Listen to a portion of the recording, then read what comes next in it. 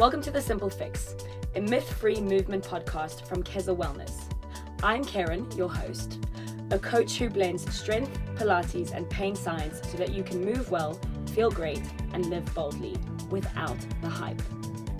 So welcome to our very first episode of The Simple Fix, and I am so thankful and happy and excited to be here today.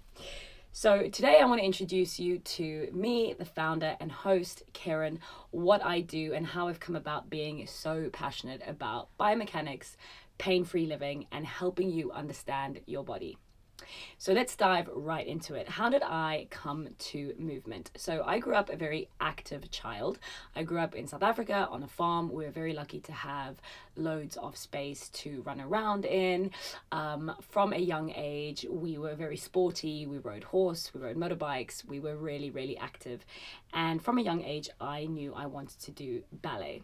So I suppose like any responsible parent, my mom was like, wait until you're a little bit older and let's see if this is still something that you want to do. And the day I turned 5, I demanded those ballet classes. I got put into them and I absolutely loved it. So growing up, I was dead certain that I was going to be a dancer. I had my heart set on it. That was what I wanted. I trained as often as I could. I did competitions from a young age. But it was very clear from an early age that my body was not quite designed for it. And now there's many layers to that statement. So there is a size element to it. There is a genetic disposition element to it. But mostly I struggled with a lot of it. I didn't have much explosive movement, so my jumping was quite bad, let's put it that way. And I struggled with my turnout. I struggled to rotate my hips. And I struggled to control where my pelvis was. Now, in any growing child, this is quite normal. I mean, we're developing, we're changing, our body's changing all the time. And then I started to develop a little bit of hip pain. And this sort of grew from when I was about 11. And we eventually had it looked at quite seriously when I was about 12/13. Now, at this stage, I had gone to a high school specifically dedicated to ballet, to dancing, and I was starting to find this hip pain quite restrictive. So I was like, okay, cool. We had it investigated, had some x-rays done, and it showed that I had a double hip impingement. Now, being where I am now in my career and knowing what that means and what it looks like, I understand it a lot better and understand that surgery was probably not the best idea. However, this was this is close to 17 years ago now, and the information was different. So we did the best that we could at the time. I had these surgeries that we thought was going to fix the problem that didn't really fix the problem. But post-surgery, what had to happen is I had to basically relearn all my movement patterns, and I then realized that just because I'd had the surgery, the pain wasn't really gone because the pain was already patterned into my movement. So that was a very interesting thing to sort of experience at such a young age, where I was like, theoretically, they've fixed this issue, but I'm still experiencing the same pain and the same restriction. So I think that's where my sort of subconscious interest in what I do today started, because I had theoretically done the thing I was told to do, big tick next to have the surgery, and it didn't necessarily help. Yet coming back from it, a few things were easier. I was suddenly more flexible. I was suddenly moving into ranges that I hadn't before. I was enjoying my movement a lot more. So it was quite confusing because on one hand, I was so much better. And on the other hand, I still had this chronic pain. So fast forward 5 years' time, the surgeon's advice was to come back and follow up on said surgeries because there was more that they could improve on the actual bone. And by the time I graduated high school, I moved cities and I started working with a new physio, and I started doing Pilates, just basic mat Pilates, nothing fancy, nothing special. Just literally, she went, you're not controlling your pelvis, you're not in the right place, let's fix that. And by fixing that, she literally cured my chronic pain, which to this day, I'm still like, what the hell? How did that happen? It feels like it was black magic. It feels like it was, just literally, it feels like a miracle. And it was so simple, and it was done through absolutely simple, basic movements. So after a few months of working with this woman and getting my pelvis sort of realigned and my movement patterns better, I'm now feeling better. I've got less pain. I'm moving better. I'm at a dance school, so I'm starting to dance a bit better. Everything's feeling a bit easier, and I'm hooked. I'm literally like, oh my goodness, nothing I've done up until this point has been effective. Why not? Now things are working. I am now hooked on Pilates. So it was following that I then got my mat certification to start teaching mat Pilates, and I did this while I was studying. And then when I moved to the UK, I expanded on that and I did my reformer. I then went into my comprehensive. Throughout this, I also did my strength PT because I was really interested in the conditioning element and understood that the body really needed to be able to take on load as well. And I did a few other things that led me to where I am now, which is a PT practitioner who focuses on pain management and realignment. And the reason that I have decided and stuck to this sort of niche is because, number one, it's really close to my heart. Of course, I think that if someone can get to their results simpler and quicker, then that is what we need to be doing. I also have a lot of empathy for people who try really hard, who throw lots of things at the wall, who are really dedicated to moving and getting better and if they're just missing that one thing or misunderstanding exactly what their alignment needs to be, all of that hard work can actually be damaging. So throughout the past 10 years of my career, I have really been drawn to the more complex cases. And you say complex cases, but the solution is often so simple. And I think that's what really intrigues me. So working in the industry now in London, I've been here for coming up to 7 years, and I've really done a little bit of everything. I have done commercial classes across all styles. So that is strength, HIIT, I have done bar, I've done mat Pilates, reformer Pilates, tower Pilates in a commercial class setting. So that is when you're dealing with a group of very differently placed people, and you're delivering a broad session. And then I've done a lot of one-to-one work. I've done some in-clinic one-to-one work, specialized on all the Pilates equipment. I've done one-to-one work with no equipment at all, with people in their homes. I've worked with all different ages and then different conditions as well. So pre and postnatal, slip discs, busted knees, knee replacements, these kind of things. And basically what I have absolutely fallen in love with is helping people understand their bodies, helping people understand the biomechanics of their bodies, and therefore understand how to strengthen, how to relieve pain, and how to prevent pain. So in all of this, it's become abundantly clear that the fitness industry is really geared to confuse us, okay? The fitness industry is based on like a sex sells model. It's like how big, how fancy, how dressed up can we make health and fitness? How much money can we get out of people? It is a billion-dollar industry. And so in all of that glitz and glam and propaganda, what gets lost is the basics. And what is actually going to help you feel better, be safe, be pain-free is the basics. It is not the fancy different style of training, tracking your zones, all of that has its place. But when we strip it all back and we go, how can I, in my body, be a pain-free mover? How can I live my days feeling good, feeling capable and independent without any pain? When we're working at that level, we are working with the basics. And unfortunately, the basics have been forgotten. So it is my mission with the Simple Fix, in every form, through the podcast, through our app, through our membership, through our Instagram. It is my mission to educate and continuously remind people of the basics and to make those basics super accessible, because this is the other thing, is well-being has become this super expensive bougie thing. It's like, how much money can you pour into it? How much time can you pour into it? And don't get me wrong, there are things you should be investing in and you should be making time for your well-being. And in today's society, there is so much undoing that we need to do, okay? Because the way we live is just so different to how we lived 10, 15, 20, 500 years ago. Of course, our bodies are adapting and not necessarily in the best ways. So yes, time needs to be invested. Yes, money needs to be invested, but it is not or should not be a barrier, because ultimately you can take care of yourself and see the results you need to see without leaving your home, without getting dressed up in fancy kit, without having any equipment, and without having loads of time. The basics, when done properly, when understood, they are effective, they are simple, and they will help you. They will make change.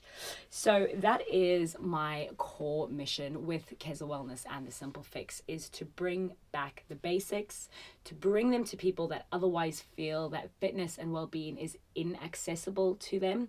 And you know what, accessibility, there's a lot of different barriers there. There's financial barriers, there's time barriers, there's physical barriers. You might look at a commercial class near your house or something that's popping up on your Instagram and think, wow, I don't look like any of those people, so obviously this isn't for me. And by doing that, yes, okay, it means that specific class is really niching down and demanding that its ideal customer go and join it. Fine. But what that's doing for the person who maybe doesn't connect or resonate with what they're seeing is it says to them, you are not for this. Fitness is not for you. Well-being is not for you. And those are barriers that I definitely want to be taking down. Movement is for everyone. We all live in a body. We all need to be as healthy as possible to get through our day to day. That is a fact. That is not class dependent. That is not anything dependent. That is for everyone. So if everyone has a body, then everyone has the right and responsibility to look after that body as best they can. So within all of that, what you can expect from this podcast is I'm going to be taking on some common themes and myths, and I'm going to be debunking them in a way that educates you on what it's all actually about. There is very seldomly a right and a wrong, okay? There just is the information. And once you understand why people are flooding to a certain exercise or running away from a certain exercise style or saying certain advice, certain cues, once you understand why they're being said, you can then make the responsible decision of, does this attain to me? Is this something I need to take on board, or is this for someone in a different scenario? Because often there is broad advice being laid out there, being propagated all the way through our social media, everywhere, and we're thinking, oh my gosh, if that's what they're saying, then that's for me and that's what I must do, and if I'm not doing that, I'm failing. And most of the time that's not the case. We're all individual. Our days all look completely different. Yes, the basics remain the basics, but how you take them on and how they apply to you and your body will be totally different to your neighbor. So my goal is to help you understand a little bit better so that you can make informed decisions. I'm also going to be bringing on a few guests throughout this podcast and just chatting about managing your well-being in different scenarios. So be it you are a stay-at-home mom, be it you are a thriving entrepreneur, be it you are a young student who's just trying to make ends meet, be it you're a little bit older dealing with an injury, whatever it is, I'm hoping to get as much value and as much content on here that you can really listen to and go, wow, I really relate to that, or wow, that really reminds me of this person and this is how it can help them. So that is the goal. Another point that the Simple Fix will be continuously making is that it's about understanding the strategy versus just hitting specific goals or instructions. And what I mean by this is, if you understand how the body is supposed to be moving, if you understand your own biomechanics and you understand how these things are supposed to be affecting you, it is going to help you make better decisions in terms of what exercise you do, where you spend your time, or why you're focusing on certain things. In this realm of sort of fitness and well-being, and especially pain management, education is the most important thing, because pain lives in our bodies, but it also lives in our brains. So if we are someone who has been in chronic pain for a long time, we've probably got a lot of beliefs around that pain as well. And breaking those beliefs is a very important journey in getting better and getting away from pain. And some of these beliefs are not at the forefront of our mind. Some of them are subconscious patterns that have grown over time, they've been fed over time, and we don't even know that we're being triggered by them. So we don't even know whether or not sitting for a long period of time actually hurts our back, or if it only hurts our back because we've been told that it's going to hurt our back. We don't know if reaching above our head is actually damaging for our shoulder, or a doctor just told me that 10 years ago, so I've spent 10 years worrying about it, and therefore I now have pain and tension and grip around that movement and that sort of action and situation. So when it comes to breaking out of pain patterns, when it comes to re-educating the body, there's a lot of mental work that goes into it as well. We are so connected within our body in layers that we don't even understand. The subconscious has been protecting us from the womb, okay? It is well aware of loads of different threats, and it is constantly driving us to keep safe. So sometimes those patterns form without us realizing, and that's where sort of breaking that mold comes into play. To end off this session, I would like to present to you how I look at and approach pain management. So this is my specific approach to any client I have who's in pain and anyone who wants longevity. There are 3 points. Now, these points might all sound familiar, but very seldomly are they put all together. And I solely believe that putting them all together is the miracle. Separately, these points are great, but when put all together and served as a circular thing versus one at a time, that is where we see the magic. Now, when we are approaching pain, our first thing is to relieve that pain, bring release to that muscle tissue, soften it up. This is to dull the acute sensation. So this can be done through things like massage, medical intervention. This can be done through some relaxation techniques. But what we want to do is relieve that pain so that that area, that tension, that anger point has softened. Okay, so if you imagine your body being like Play-Doh, and the Play-Doh's been in the sun for too long and it's dried out, what we now want to first do before we start trying to train that Play-Doh, we want to soften it. We want to get it into a pliable place. So that is step 1, that release, that relieve space. We then go into step 2, which is realign and re-educate. And this is where things like your mobility work and your Pilates work and your, really strict functional strength, where you're looking at how is my body moving? Am I serving my biomechanics correctly? Where do I need to increase range? Where do I need to make the range a bit smaller? Where am I lacking stability?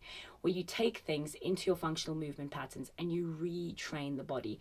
If the body's been doing something through pain, it's going to have a compensatory pattern. It's going to have that sort of pull away, that tightening, that clench. We need to get over that and through that and retrain, re-educate the body on how to work. This also applies if you've been overcompensating and something's been working more than it should. We need to re-educate that. Now, once we've had the release and we've had the re-education, the last and very most important step is your reconditioning, okay, to strengthen and really put in place these new patterns that you've learned. Unfortunately, so often people stop at one of these steps. So they either go for relief, they feel better, they think that's it, and off they go. Or sometimes they try and go straight in at the re-education, but because there hasn't been any release, we can't actually free ourselves up enough to re-educate the alignment. Or they stick to just the conditioning and they're not helping that tissue reapply itself. By doing all 3, you get that release, you get yourself into a better position to learn new patterns.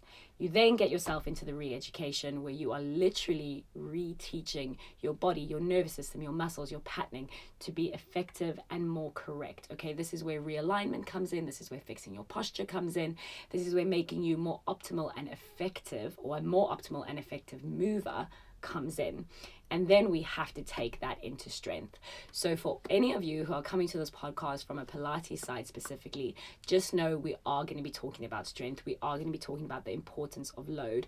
We are going to be venturing into that. I am not just a Pilates expert. I am a strength trainer as well, because the body needs load. And once we have you in the correct pattern, why would we not load you?